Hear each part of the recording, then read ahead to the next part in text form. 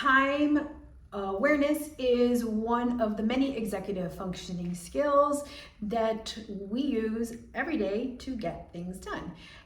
Your child may be struggling with time awareness, time blindness, and it may be causing a commotion at home, school, and even with their friends. So before we move forward, and I share the strategy that I want you to use, I need to clear something up. So come close. Time management is very different than time awareness.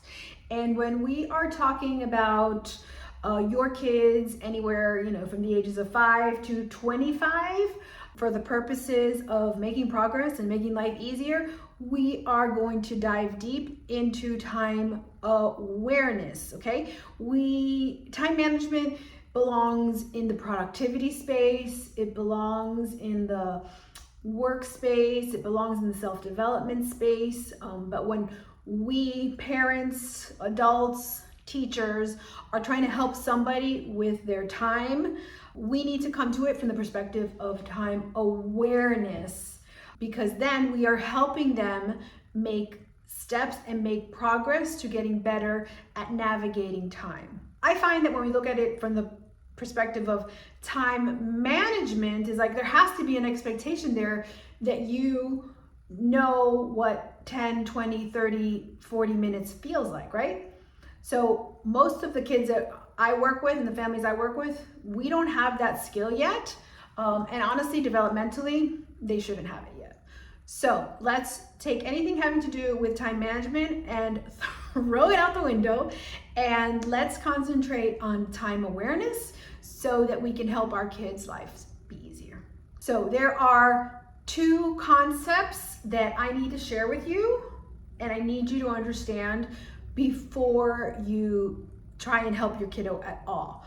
This video, I'm not going to tell you what timer to get. I'm not going to tell you clock, all those things, because this is about strategy. Okay, so the first thing I want you to keep in mind of, and this comes straight from Seeing My Time, a coaching program that I took as well, and it focuses all on time awareness, time blindness, and getting better at feeling and seeing time, right? So first thing that I need to share with you is out of sight, out of mind, okay?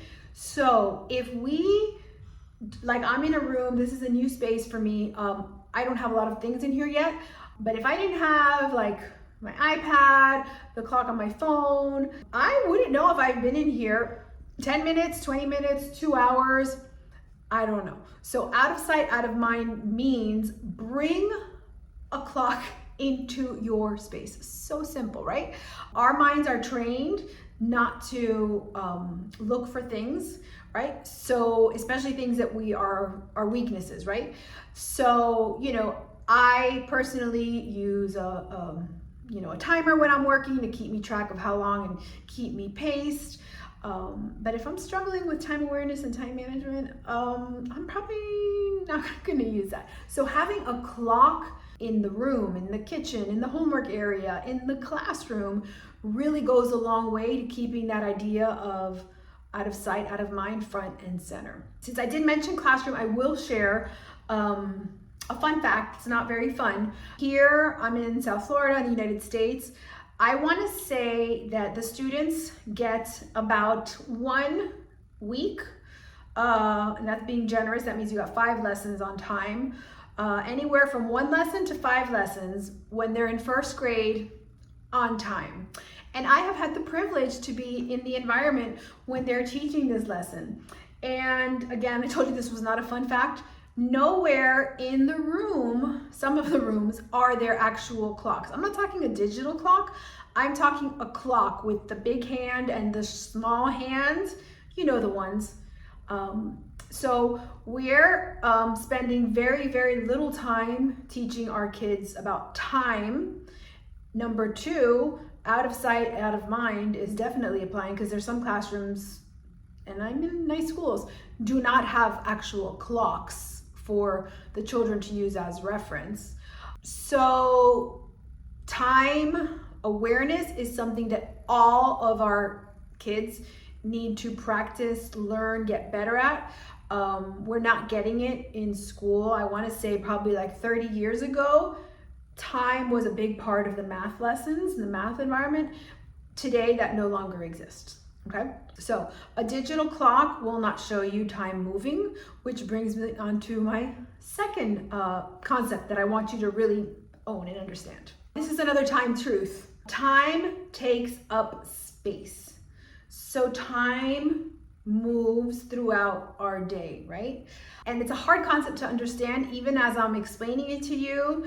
But the best way to explain this concept to our kids is with a clock, right?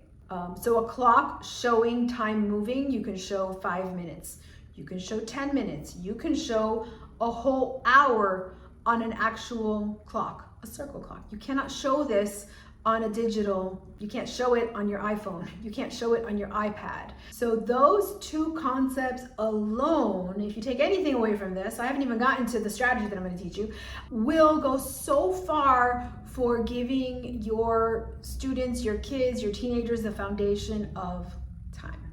I do have a time awareness workshop where I do a deep dive of this strategy, but I'm going to share the concepts of it here for you guys in this video. So the best way I find that families love and kids love to learn about time is by asking a question, right?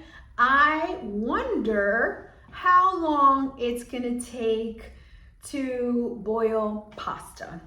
I wonder how long it's going to take for your brother to finish in the shower. So this I wonder makes it a game, it inspires curiosity, and what it's actually teaching our kids is, and this is the first step of time awareness, is predicting how much things are going to take. Predicting, and then once you predict, you get the feeling of what does 15 minutes feel like. Years ago, I used to work in a rehab center, and we would basically work in 15-minute increments. You know, at the beginning, I used to have to use a timer. After using this 15-minute timer for day in, day out, I knew I had an internal clock of what 15 minutes felt like, right? Because I had to do it often and often. So this game of predicting how long things are going to take is a great way, and it's easy. You can do it in the car ride, you can do it during dinner, you can do it with, you know, whoever lives with you in your house. So it's a great game-based, fun way to start with that primary step of navigating time awareness. My friends with time awareness struggles, unfortunately, really can make some big mistakes. And I don't want you guys to dismiss the value of mistakes. So my next video is going to show us how to take the mistakes we made and debrief with our kids so that the mistake becomes a valuable tool for learning, and it becomes a building block for what to do when we screw up. Next video is going to be all about debriefing and what to do when your kids make a mistake.